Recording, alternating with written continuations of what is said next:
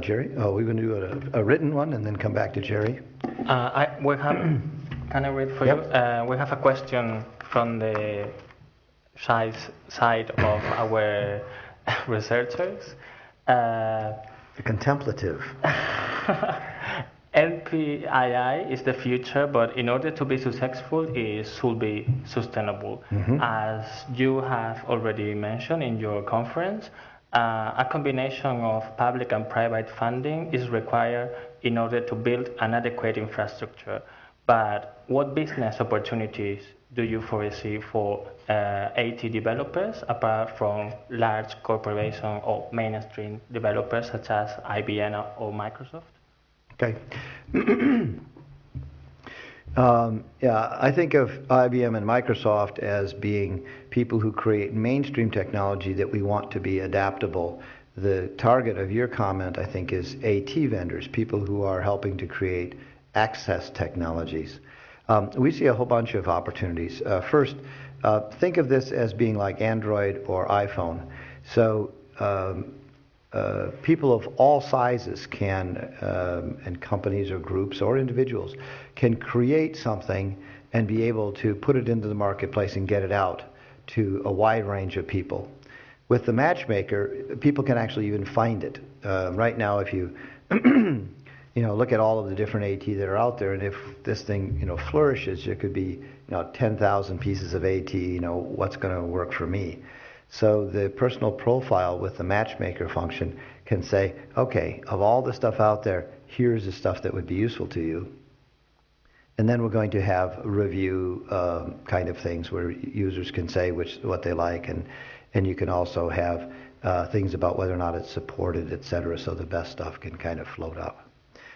So new players can get in and float to the top, not just people who have been there for a long time. So this really opens it up to many new players and also in different cultures. Like you may have a great piece of AT in Spain, but in America nobody's heard of it, and you don't have any ability to go over and market in America. So basically you're stuck in a market here. You'd be able to put it up, and if there was in as many languages you translate it into, it would be in all of those markets throughout the world. We also have what we call micro AT capability, and that is that somebody else creates AT, and if they build it off our common source building blocks, you might be able to say, well, I'll take theirs, but I'm going to add a feature. So you could actually sell a single feature, so that you're not going to create a whole piece of AT or a whole reading program or a whole whatever. You're just going to create the feature that makes it really easy to do bookmarks if you're blind or something. And you can either put it up for free and everybody can use it, or you could put it up and say, I'll charge $1. And it goes up, or you say, I'll put it up and I suggest $1, but whatever is, the 10th of a loaf of bread in your country, that's what the cost is. And then you can have it scale. You can do different kinds of models. And so these are all things that we want to do as well. Okay? Jerry? Jerry, you had a question?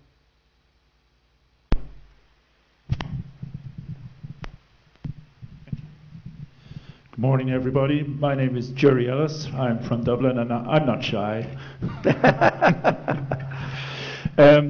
I've been, just my own background, I've been a software engineer for 30 years in a major bank in Dublin. I'm also a consultant in the area of accessibility and usability under the name of Field of Benefit, and I have a degree of economics from University College Dublin.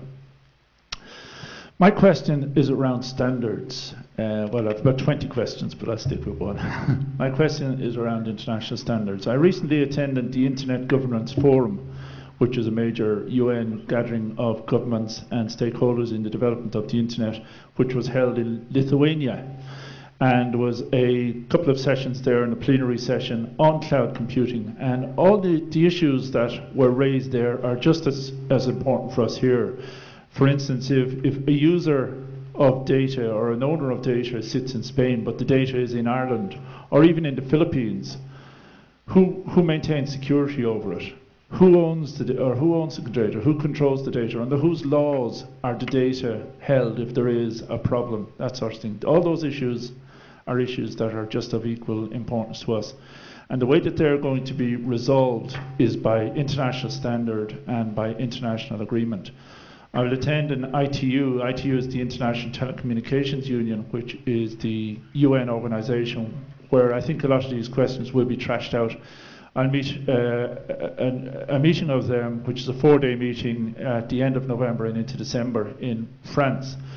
And my basic question for you, Greg, is what do we need to do now to ensure that our needs are built into those international standards and international agreements? So they're not just ISO standards, they're standards which apply to US, Japan, Philippines, Europe, everywhere at the same time, rather than trying to retrofit. Two parts to the question, two parts of the answer. One of them is that we need to try to be present and participate in these discussions. That's hard to do because there's a gazillion of them. And cloud computing is so massive and pervasive. Also, people who don't know about cloud computing think that cloud computing means that there is a cloud. Originally, the word cloud meant the internet, and you sort of put data into the cloud and it would come out at the server. Today, we usually mean the cloud to include the servers as well. And we now have clouds, and there are all sorts of different companies that are creating cloud computing, and they're all creating incompatible clouds. As we think about participating in the cloud standards, it can get quite complicated. The second thing is that we need to remember that we are ants among elephants. And it's not that they don't care and step on us, it's that we get stepped on because they didn't even know we were there. And we can climb up the legs and try and bite and do other kinds of things, but by and large, we need to try to look at what is happening and see if we can be very, very strategic in where we put our efforts, and if we can create allies, etc. Because the cloud computing is so big, it's moving so fast, there's so much money involved that anything that is a distraction can doom one or another of these cloud things. So they're trying to not be distracted from what their main thing is. As much as we can do what we need to do without having to do major impact on the clouds. In other words, if we can ride the clouds, think about almost all the stuff we do with the internet. Again, talking technical, we have layers of the internet, starting with very physical parts going up through the layers of protocol, and almost all of accessibility is way up at the top. We can ignore all the lower protocols because they're like roads. When we want to have accessible vehicles, we don't have to say, well, gee, we have to be worried about how the roads are constructed. We don't. We only have to worry about that part of the transportation system that actually interfaces with people. And so with cloud computing, we need to try to see how much of it is all, if you will, agnostic to us and can be agnostic to us, and then how we can ride on top of it. There's an effort now to get accessibility into the cloud agenda. There was an earlier attempt, and it sort of hit a rock and flew off the road, and now there's some re-engagement. So that would be one thing to watch and to contribute to. The other thing is to try to figure out in this cloud computing and work that we're doing, what it is that we actually need to do in order to be able to have this cloud accessibility. But by and large, I think we mostly can just use the cloud technologies. We don't need to adapt them. We really need to live up at the interface level, and the interface level is not there. The only thing that you get into is this who owns the data bit, and this is real. And one of the things that we're talking about doing for that is to create a cloud which is basically clonable. And so you can actually have copies of it in the different countries, so that if one country says that they need to have, the ability to watch everything that goes on in the cloud, that we don't say, well, I'm sorry, the cloud's in my country and we don't allow that, therefore you can't allow it for your country, because all they'll do is just turn off the accessibility for all their people in order to keep their society running the way they want to. So by having this ability to clone and create multiple versions, I think that we can handle some of those data migration issues. Although we have the problem of the traveler, and that is that when you travel into another country, you end up having to follow their laws. So we have a policy group, and Axel is on it. It's led by Eve Hill, and they're actually looking just at those aspects. So anybody who's interested in that, I urge you to join the policy group in NPII that is trying to explore those very questions and see if we can get ahead of them. But it's a really excellent point. Do you have another written one?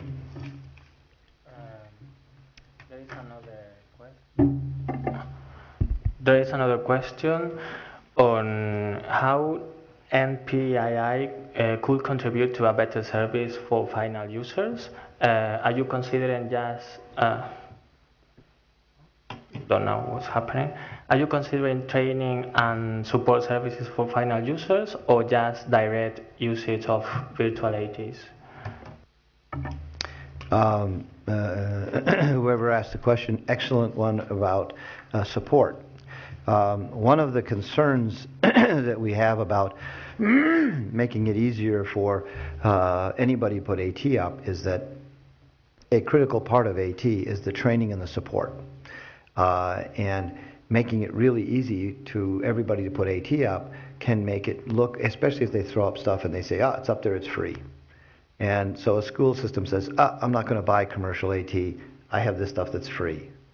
So all of a sudden the commercial vendors see their sales drop, and so they have trouble or struggle or they disappear.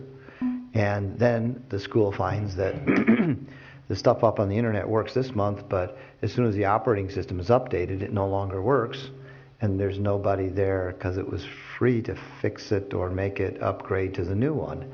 Also, when they have questions, there's no one to talk to because it's free. So if it's free, who's sitting around to answer questions? And training, well, there's no training program because people who get free software think they ought to get free training, so there's no market. And so one of the things that we always talk about is that in building this, we need to keep track of the fact that nothing in the world is free. Somebody may have donated their development time, but did they also donate testing time, support time, all the other parts that have to go with? And so part of the store process is not only putting the stuff up, but making sure that there's truth in advertising, that all of the stuff up there is up there, and if it's not supported, it says free, but no support provided, and no guarantee it'll work on the next operating system, so that people really can see the advantage of taking paid for, supported software kinds of things. The NPII itself doesn't provide support because it's, as we say, it's all road, no cars. So the NPII doesn't actually create any assistive technologies. It's a mechanism for people who do create assistive technologies to get it out to users, and for users to find and get it downloaded and to turn it on and activate it. So we, at the same time we create an infrastructure for doing the assistive technology, we also want to create an infrastructure that makes it easy for people to provide support and training. So we have the assistance on demand infrastructure that basically allows you at any time to get help. And if you bought it and you're entitled to it from the company, then that would be in your profile. And if you stole the software, then you're not entitled to it. When you call the company, they would know that you are not entitled to be getting support. So it actually would help in that companies who sell supported software would be able to distribute their support to actually match the people who have their software.